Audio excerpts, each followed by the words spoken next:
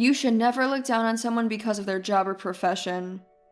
Even if your job is generally considered more important than theirs, every job has its social necessity. Someone is waiting for the result of that work. Those who can't understand this may not be able to live in society. My name is Olivia. Right now, I'm enveloped in immense joy. Before me stands a large commercial facility in a prime location. This is the fruition of my and my colleagues' labor, like our own child. With its completion, one of my dreams has come true. I'm excited to take a new step forward starting tomorrow. The blood, sweat, and tears I've spent getting here could rival any movie. However, I still feel pain remembering the tears shed over issues beyond work, like family problems. I can't help but wish those problems never happened. I'm a carpenter. In the past, carpentry was seen as a man's job, so there are indeed very few female carpenters.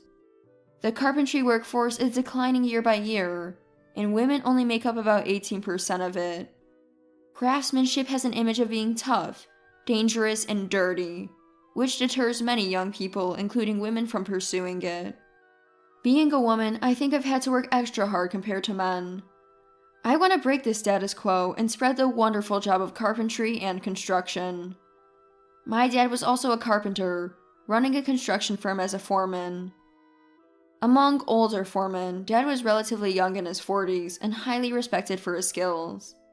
He looked a decade younger and had a strong build with a dignified face. As his daughter, I was always proud and adored him. I used to follow him to work sites as a little girl.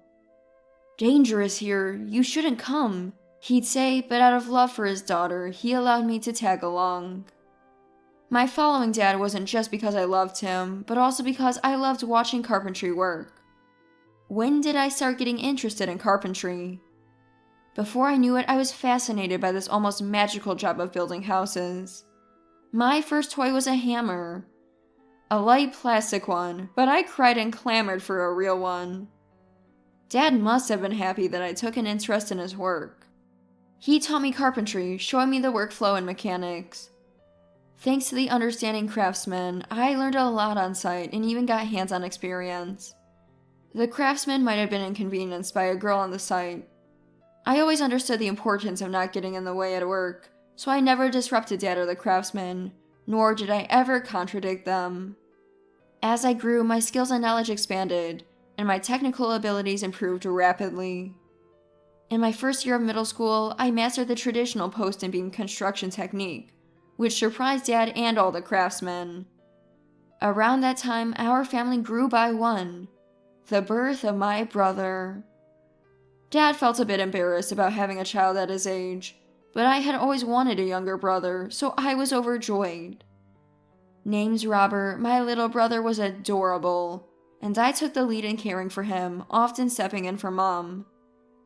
Looking back, those days were busy juggling my passion for building and taking care of Robert, but they were joyful. By the time I was in the third year of middle school, I had self-taught the entire process of building a house and surpassed the skills of young carpenters. Dad was amazed at my talent, and the craftsmen expressed their admiration. I had firmly decided to focus on and pursue a career in construction. I chose to attend a technical high school with a focus on architecture. My 3 years in high school were fruitful. Besides my studies, I gained real-world experience in Dad's sites and, during long vacations, apprenticed under other foremen Dad introduced me to.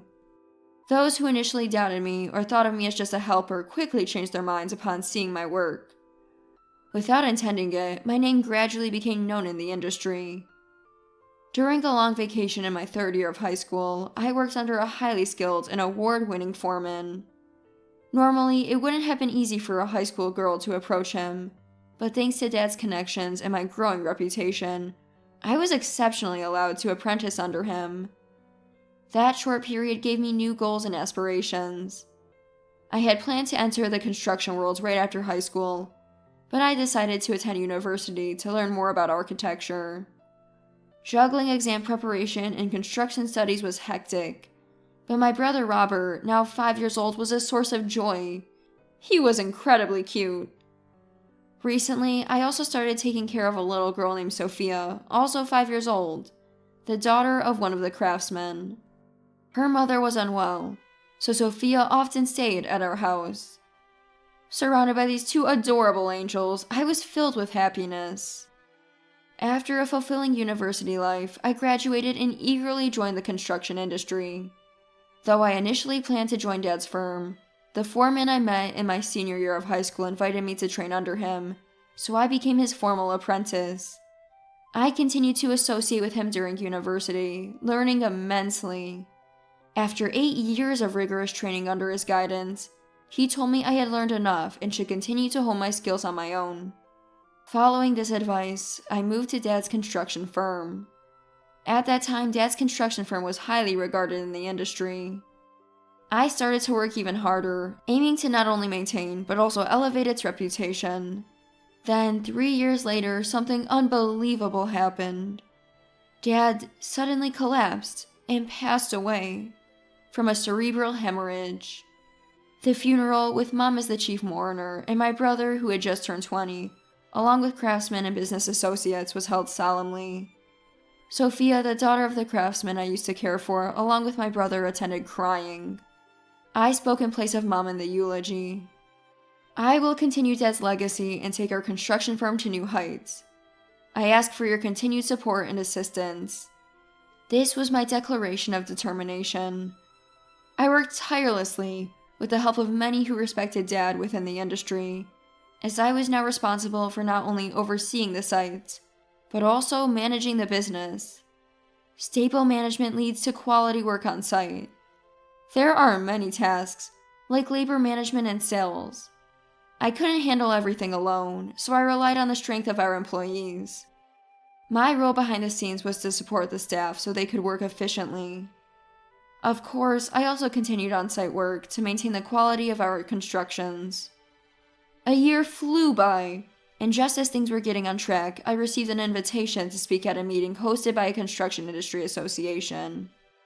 They wanted me to talk about how a successor supports and elevates a construction firm.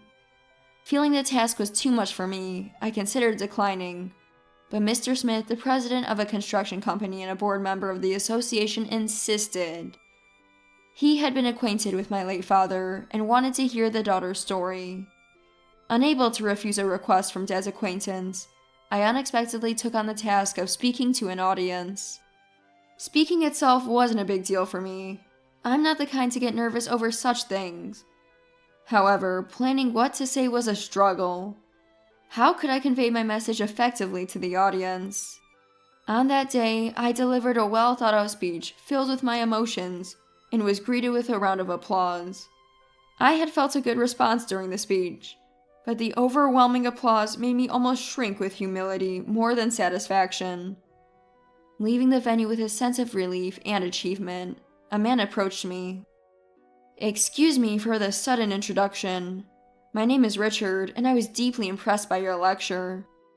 I hope it's not rude, but I'd like to hear more about your story." I was taken aback, as I had never been approached by a man like this before. Richard seemed sincere, and perhaps I was still in high spirits from the lecture, I impulsively agreed to his request.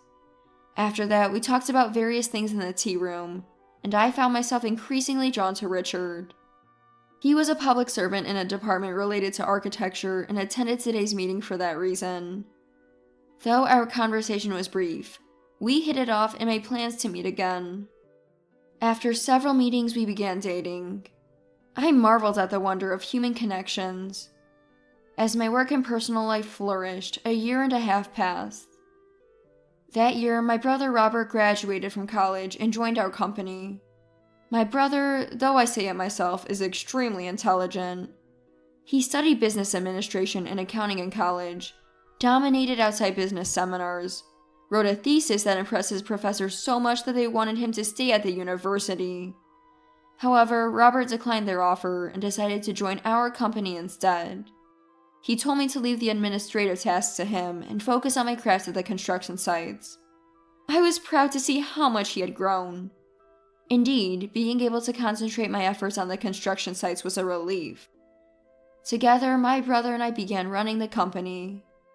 As the company entered a new phase, so did my personal life. Richard proposed to me, and I was genuinely happy. My joy knew no bounds, and we decided to move forward as a couple. The day came for us to greet Richard's mother, Chloe. His father had passed away 10 years ago. Mom can be a bit difficult, and she might say something unpleasant, Richard warned, but I wanted to get along well with my future mother-in-law. Nice to meet you. I look forward to getting to know you. Hello, I'm Richard's mother, Chloe, she replied stiffly. As I struggled to respond, she commented, Richard told me you're a carpenter. A woman as a carpenter, what a thing. Carpenters are just a bunch of uneducated men, aren't they? I realized this must be the occupational prejudice Richard mentioned. I'm an architect. I draw blueprints and create buildings from nothing. Carpenters are just worker ants following architects' instructions. A job of brawn over brain, she continued. I tried to gently correct her misconceptions about carpentry without hurting her pride, but deep-seated beliefs aren't easily changed. A woman like you must be physically weaker and intellectually average. How can you be a suitable wife for Richard? She said as we parted, her words piercing my heart. Am I not good enough to be Richard's wife? Ma means no harm. My late father was a carpenter who looked down on architects. He always said architects couldn't do anything without carpenters and belittled Mom. Since Dad passed, she started demeaning carpenters in response, Richard explained. Though I understood the reason, I couldn't accept it. Architects and carpenters must work together to build. It's not about one being superior to the other. We held our wedding in June and became husband and wife. Chloe always expressed dissatisfaction with my job, but she never opposed our marriage. Richard had even threatened to sever ties with her if she did. I'm not entirely convinced, but I'll say congratulations for now. You won't be a carpenter forever, right? Quit your job soon and support Richard. Or are you planning to study to become an architect like me? Try if you think you can, Chloe said during her visit to the bridal room. My mom and brother, who were in the same room, were shocked to hear this. After the wedding, Richard and I started our married life in our new home. As a public servant, Richard's work hours were relatively fixed except during busy periods, but mine varied with the progress of construction sites. However, we had the same days off. Unless the construction schedule was severely delayed, our routine involved spending weekends together. In the architectural world, I occasionally heard about Chloe. Her reputation wasn't good, often belittling carpenters and occasionally making basic mistakes in her designs. Recently, she was the designer for a project we received. Reviewing her blueprints, I noticed a weakness in the foundation strength. While it might be fine under normal conditions, it could fail under the stress of earthquakes or hurricanes. After recalculating the strength, my concerns were confirmed. Deciding it was not in the client's best interest to proceed with the current design, I invited Chloe to the office to discuss the modifications. I'd like to request a design revision, if that's okay. What do you, a mere carpenter, want suddenly? You can't understand my design. I'm an architect. How dare you, an ignorant carpenter, act so high and mighty? Chloe retorted angrily. Facing an angry and vehement Chloe, I meticulously pointed out the flaws in her design. I don't know where you studied, but who do you think you are, flaunting such makeshift knowledge? Carpenters are just incompetent men doing menial jobs, and here you are, a woman presuming to be more. What are you thinking? Despite my detailed explanation of the design flaws, she refused to acknowledge the accurate data and continued to disparage carpentry as a lowly job. Just as I was about to lose my temper, a visitor unexpectedly entered the office. Chloe and I both turned to the newcomer, and Chloe spoke first. President Smith, why are you here? It was President Smith of a well-respected construction company. The project was actually subcontracted from his company to Chloe. I heard there was a problem with this successful project and came to check. Smith's sudden appearance seemed to unsettle Chloe. Also, I have another matter to discuss. Olivia, thank you for your excellent work last time. We're planning another project and would like to offer you a $10 million contract, just like before." Chloe was visibly shocked. "President Smith, what do you mean? Why offer such an amount to this mere construction firm? She's just a carpenter." "Ah, you're Olivia's Chloe. Don't you know? Olivia is a licensed first-class architect." "What nonsense! This boy's wife, a first-class architect?" Chloe trembled, overwhelmed by the unexpected revelation. At that moment, my husband Richard entered the office. He had come along with me for a meeting, followed by a dinner planned with everyone. "Mom, you've been looking down on carpenters, but Olivia is indeed a first-class architect. You're a second-class architect, right? By qualification, Olivia ranks higher than you. You call yourself a building designer to avoid saying you're second class," Richard said. "The title of architect is a national qualification, while designer is not. It's just a job title.